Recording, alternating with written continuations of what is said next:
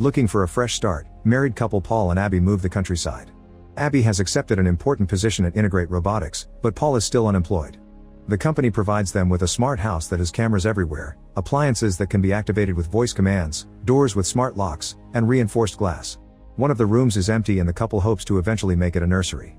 Paul decides to install an old-style phone in case the house system ever fails. The next day Abby goes to work and the CEO Dusan welcomes her with a message on a big screen. It's done using deepfake technology, which means it's his face but the receptionist is moving it. Dusan gives her a tour of the place and the department she'll be in charge of, which deals with robot prosthetics. He also promises to send a gift to her house later. In the evening Abby arrives home to discover a huge package in the garage. She and Paul open it together and find a technologically integrated manservant or Tim, the company's main product. Paul doesn't like the idea of having a robot around the house but Abby convinces him to try it for a few days. They activate the robot and Tim introduces himself. He immediately connects to all the smart devices in the house and asks the couple for passwords so he can send emails and authorize purchases on their phones, but they decide to leave that step for tomorrow. When Paul mentions a bath, Tim gets the water running from afar. Moments later the couple gets ready for a dinner party and Tim can tell when their cab arrives. It's a smart car with no driver, which Paul doesn't like. When they make it to Dusan's mansion, they discover all the servants are Tims that look the same as theirs. Abby is introduced to Dusan's business friends and they're all big fans of the Tims, mentioning they'll never betray a human. This comment clearly bothers Abby. Dusan asks a Tim to grab a glass and the robot refuses, so Dusan says override to force him. Tim breaks the glass as it's revealed Abby was hired to build better hands for the Tims. After dinner, the couple goes home in the rain and their Tim is already waiting for them with an umbrella. As soon as they're inside, he makes sure the whole house is locked up for the night. Then the couple goes to their room to get dirty, hoping they may have a baby soon. They're suddenly interrupted by Tim, who thinks they're in distress because their vital signs are elevated. Abby thinks the misunderstanding is funny, but Paul's angry. The next morning, the neighbor Rose stops by to drop off some pastry she baked as a welcome present. She explains she met Paul the day before and Abby thinks it's weird he didn't mention it. After Rose leaves, Tim reminds the couple they need to set passwords but Paul doesn't like the idea of a robot spying on his emails. Abby tells him that if they want to make this work, they need complete transparency. It turns out Paul cheated on her, which is why they needed a fresh start. They do the password process and Tim also sets 4 safe words in case they need to shut him down in an emergency, which makes Paul even more wary. After the couple leaves to do their chores, a trap in the kitchen catches a rat. Tim picks it up and stares at it for a second before throwing it into the garbage processor. In the evening, Abby and Paul are watching a movie. Paul can't help thinking it's freaky for Tim to sit in a closet and stare at the wall, so Abby calls Tim over and makes him watch the movie with them. Paul falls asleep in the middle of the film, but Tim says he enjoyed it. He doesn't know what the love thing from the movie is, so Abby explains love is when you want to spend all your time with someone and make their life better. Tim thinks he would like to experience that and wonders if he loves her, but Abby points out he can't. The next morning Paul wants to make breakfast for Abby, but Tim's already made it and even included a flower. However, he hasn't made anything for Paul. Tim also reminds Abby of her schedule and takes a moment to remind Paul his is empty. When Abby gets home after work, Paul isn't around and she asks Tim to call him.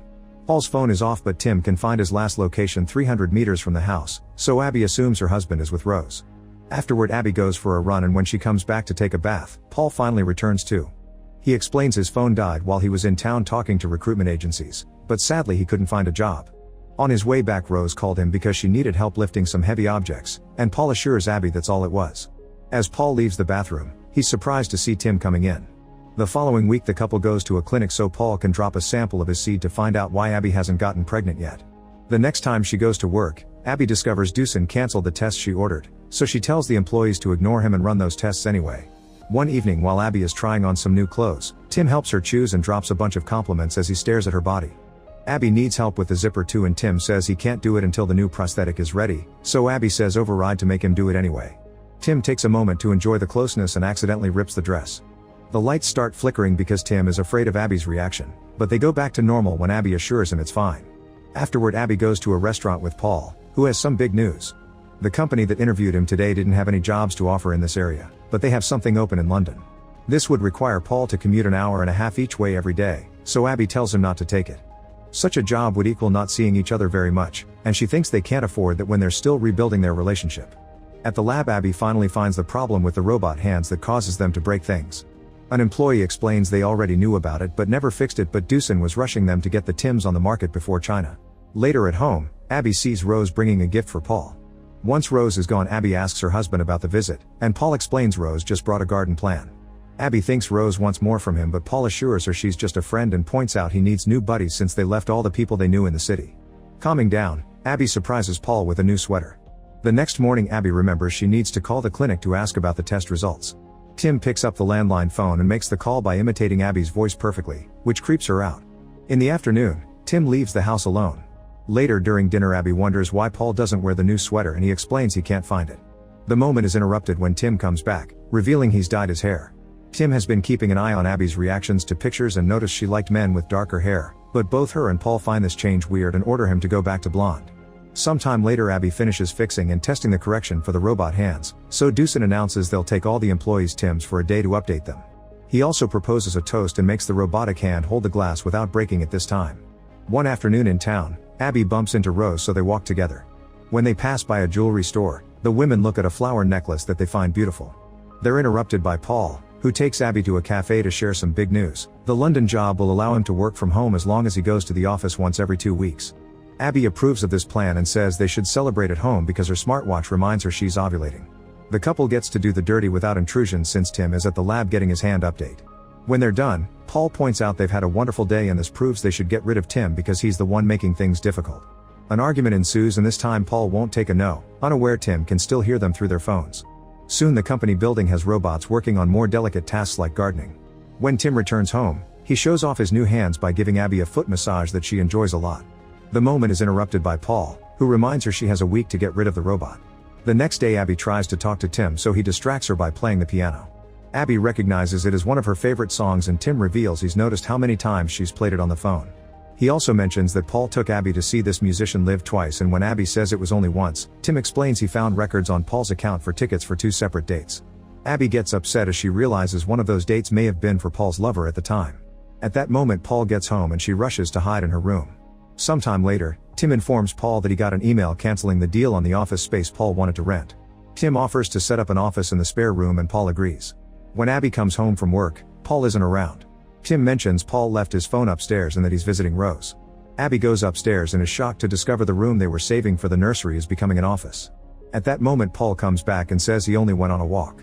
He assures Abby that the office in the nursery is temporary until he finds a new place, and when Abby mentions Rose, Paul says Tim is lying to break them up. An argument ensues and Abby believes Tim because robots aren't programmed to lie. The next day Abby is looking for a shirt in the closet and finds the necklace she liked so much in a bag, so she assumes Paul is saving it for a surprise. Meanwhile Paul discovers Tim made breakfast for his wife with another rose. He tries to throw the rose into the garbage disposal, but something gets stuck in there. When he takes a closer look, he finds the pieces of his sweater. Then Paul begins searching the internet for information on how to deal with unruly AI while keeping an eye on Tim by using the security cameras. To his shock, Tim likes smelling Abby's clothes, so Paul takes a picture. Eager to take the evidence to Abby, Paul gets in the car only to discover it has no gas. He has no choice but to ask Tim to call him a smart cab. During the trip Paul tries to call Abby but she won't pick up. Suddenly the car starts going too fast and Paul panics, but the doors are locked and he can't jump out.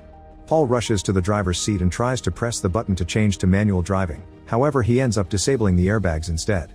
The vehicle crashes against a fallen tree and is sent flying until it lands in the middle of the road. Meanwhile Tim checks on the bucket and tools he's been using to collect the gas from the family car. He washes it all and gets rid of the evidence.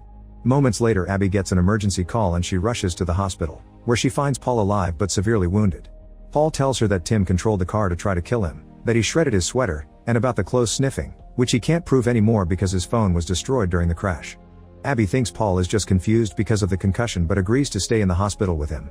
She falls asleep on a chair, unaware Tim is keeping an eye on her through her smartwatch. The next morning Rose tries to visit Paul and Tim makes her come inside anyway. Moments later Abby comes by to pick up some clothes for Paul. Rose sees her and tries to talk to her about the garden, but Abby gets upset when she notices Rose wearing the flower necklace and leaves her behind. When she gets home, she checks the closet and finds the necklace gone. Thinking Paul is cheating on her, Abby has a breakdown. Tim shows worry and reveals he's programmed to serve her over Paul. He points out there's a good reason why Paul wants to get rid of him but he must break the privacy protocols to show her. Abby says override and Tim shows her security footage of Paul kissing Rose. Getting more upset, Abby decides not to return to the hospital. For the next few days, Paul keeps calling the landline phone but Abby won't answer it. When Paul is finally allowed to go home, he's shocked to discover his suitcases waiting for him with his sweater. Abby makes Tim show him the footage and the purchase of the necklace in his account, but Paul keeps insisting this is all fake. Since Abby still doesn't believe him, Paul has no choice but to leave. Later in town, Paul calls Rose and asks her to keep an eye on Abby since he's worried about her safety. Rose asks if the man in the house is dangerous, and when Paul explains Tim is a robot, Rose freaks out as she reveals Tim tried to kiss her. Paul realizes Tim recorded himself with Rose and edited the video, so he calls Abby to ask her to talk to Rose to get proof of his story. He thinks Abby is agreeing to do it, however it's Tim changing his voice to trick him. Afterward, Tim tells Abby to go for a run. When Paul comes back to clarify things, Tim hits him with a shovel and ties him up before putting him in the tub. At that moment, Rose comes by and notices Paul's suitcases near the door. Tim tells her Paul doesn't live there anymore while activating the bath water. Paul struggles against his bindings and almost manages to escape, however Tim returns to the bathroom and pushes his head underwater to stop him from saying the safe words and eventually drown him to death. Sometime later, Tim brings the repaired dress and convinces Abby to put it on to check it's fine. He tries to peek at her body and makes her nervous, so she changes in another room. When she's done, Tim calls her perfect and Abby feels so lonely that she asks him to hug her. That night, Tim tells Abby he loves her, but she doesn't take him seriously. The next day, Rose tries checking on Abby, who tells her she knows about the affair as she points at the necklace. Rose denies having anything with Paul and explains she was told the necklace was a gift from Abby to thank her for the garden plants. Abby still doesn't believe her, but when she gets home, she has doubts and checks the video again. Tim had told her this kiss happened while Abby was away on a work trip, however the fresh flowers on the screen match the ones on the table now. Remembering Duson's deep fake technology, Abby decides to call the jewelry shop and discovers it was Tim who bought the necklace while pretending to be Paul. Afterward, Abby sends Paul to town to get some supplies before she goes to check the garden. Under the new flowers, she's devastated to find Paul's body. Suddenly, Tim appears behind her because he only pretended to leave and says this had to be done. A terrified Abby begins repeating all the safe words, but none of them work.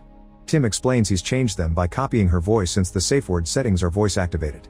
Abby runs back to the house and locks the door behind her before trying to call the emergency line. However, Tim's power over the appliances allows him to unlock the door and cancel the call. When Abby reaches for the landline phone, Tim throws a chair to make her trip and uses the phone to knock her out. When Abby wakes up, she finds an old video of her playing on the wall and a romantic bath waiting with a repaired dress. She rushes downstairs and tries to leave the house, but Tim locks all the doors and says he's prepared a lovely dinner. Abby grabs a golf club to hit him on the head, however he can't feel pain and instead plays some music to try to calm her down. Then Abby begins running around the house breaking the security cameras, and when Tim tries to follow her, she waits for the right moment to close a door on him and lock it with a belt. The lights start flickering as Tim gets frustrated because he can't open the door. Abby runs back to the kitchen and uses tools to begin unscrewing the window. When she's about to make it, Tim finally escapes and catches her by surprise.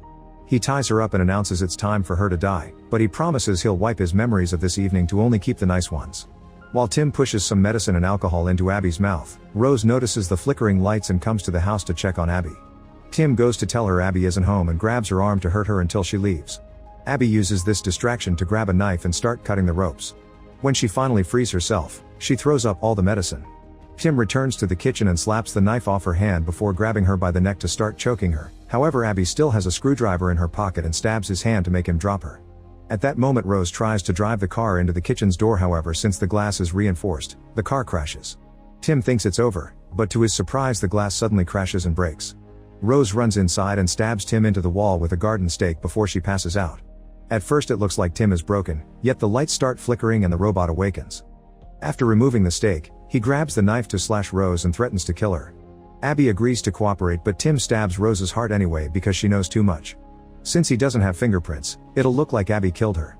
As Tim drags Abby upstairs by her hair, he calls the police using Abby's voice to confess the murder of both Rose and Paul. He also tells them she's about to self-delete. Then Tim holds Abby over the edge of the balcony, saying he'll break her neck before letting go because he doesn't want her to suffer. He starts complimenting his beauty and says he loves her, so desperate Abby responds, "I love you, Tim," hoping for sympathy. These words turn out to be the new safe word and Tim instantly shuts down. The imbalanced weight causes them both to fall off the balcony, but luckily Abby holds on just in time. After she climbs back, her smartwatch announces she's pregnant, and a light inside the house flickers. Make sure to subscribe and turn on notifications so you can watch more videos like this. Thanks for watching.